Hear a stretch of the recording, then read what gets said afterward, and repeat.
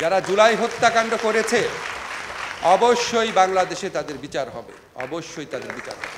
আমাদের তরুণরা যেই মহান বিদ্রোহ করলো, যে অবিশ্বাস্য বিদ্রোহ করলো, জীবনের মায়া ত্যাগ করে। আমি তো ওদের সাথে অনেক কথা হয়, জাস্ট মনে হয়েছে আমাকে মাঝে মাঝে বলে, নাহিদ আসিফরা বলতো আর কি, যে 18তে যারা আন্দোলন করেছিল তাদের সাথে তাদের একটা পার্থক্য আছে। 18তে যারা আন্দোলন করেছিল তারা জীবনের মায়া ত্যাগ করে আসতে পারে নাই, এবং ওরা ডিটারমাইন ছিল মরে গেলে মরে যাব, রাজপথ ছাড়বো না। এবং এই সাহস তারা আমাদের মতো বৃদ্ধ মানুষদের মনে সঞ্চারিত করতে পেরেছিল।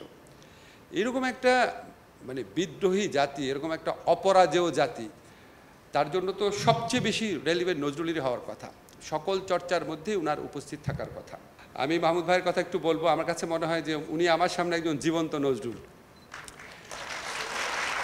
আমি আপনাদের অনেস্টলি বলি, আমার নিজের সাহস এবং দেশপ্রেম নিয়ে আমার একটু আত্মতৃপ্তি আছে, কিন্তু আমি যখন মাহমুদ ভাইয়ের দিকে তাকাই, আমাকে যদি কেউ জিজ্ঞেস করে মাহমুদ ভাইকে আমার চেয়ে সাহসী, আমি বলবো অবশ্যই সাহসী। মাহমুদ ভাইকে আমার চেয়ে বেশি দেশপ্রেমিক অন্য কারো নাম বলে আমি সন্দেহ করতাম, কিন্তু মাহমুদ ভাইয়ের নাম যদি কেউ বলে আমি সন্দেহ করব না। এবং আমরা সেই শাহবাগের দুঃসহ দিনগুলোতে, আপনাদের একটু মনে করিয়ে দিই, আমার রুমে আগুন দেওয়া হয়েছিল, 16 থেকে 20টা ব্যানার টাঙিয়ে দেওয়া হয়েছিল যে আমাকে ঢাকা বিশ্ববিদ্যালয় থেকে বহিষ্কার করা হবে।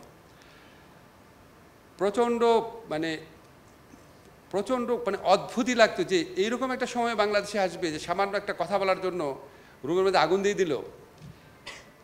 তো তখন নিজেও একটুখানি অবদমিত হয়ে গিয়েছিলাম, ভাবতাম যে আর কত রিস্ক নেব, একটু বুঝে চলা শুরু করেছিলাম। সেরকম সময় একদিন দেখলাম প্রথম আমার দেশে 8 কলাম হেডিং ছিল, একটা 8 কলাম বড় বড় আপনার অক্ষরে, শাহবাগে ফ্যাসিবাদের প্রতিধ্বনি। আমি বিশ্বাস করতে পারি না এটা সম্ভব ওই সময় বসে এরকম একটা হেডলাইন করা। আমার তো মনে হয় মাহমুদ ভাই শুধু এই হেডলাইনের জন্য বাংলাদেশের সাংবাদিকতার ইতিহাসে, প্রতিবাদের ইতিহাসে চিরস্মরণীয় হয়ে থাকবে। এই দেশে ভারতীয় আধিপত্যবাদ এবং জুলুমের বিরুদ্ধে উনি যেভাবে রুখে দাঁড়িয়েছে, আমাদের প্রত্যেক তরুণের জীবনে এটা একটা পাথেয় হয়ে থাকুক। আমাকে অনেক সময় আপনারা বলেন যে পুলিশ এটা করলো কেন, জিনিসপত্রের দাম বাড়লো কেন। আমি আইনমন্ত্রী, আমার দায়িত্ব হচ্ছে একটা সুবিচার নিশ্চিত করা। সেটা করতে পারি নাকি দেখেন। যতদিন বেঁচে আছি এই লক্ষ্য থেকে বিন্দু মাত্র বিচ্যুত হব না। যারা জুলাই হত্যাকাণ্ড করেছে অবশ্যই বাংলাদেশে তাদের বিচার হবে, অবশ্যই তাদের বিচার হবে। সাংস্কৃতিক অঙ্গনে যেভাবে ভারতীয় আধিপত্যবাদ প্রতিষ্ঠা করা হয়েছে, অবিশ্বাস্য মাত্রায় চলে গেছে। মাহমুদ ভাই নিশ্চয়ই আপনি 3 মাসের মধ্যে টের পাচ্ছেন। আমাদের এখানে এমনকি একটা সামান্য বিয়ের প্রোগ্রামের মধ্যেও আমি দেখি আমার নিজের চোখে দেখা হিজাব করা মেয়ে, সেও হিন্দি নাচের তালে তালে ড্যান্স করছে, এমনভাবে অনুপ্রবেশ করিয়েছে। ভারত বাংলাদেশে কোনো জিনিস ফ্রি দেয় না, এতগুলো টিভি কেন ফ্রি দিয়েছে? এই সামান্য প্রশ্ন আমরা করতে ভুলে গিয়েছিলাম।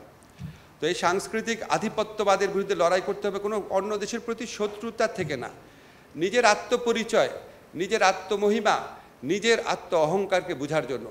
আমরা আমাদের তরুণদের মধ্যে স্বতঃস্ফূর্তভাবে যে দেয়াল লিখন দেখেছি, এই দেয়াল লিখনের ভাষা বাংলাদেশের প্রতিটা প্রান্তরে নিয়ে যেতে হবে।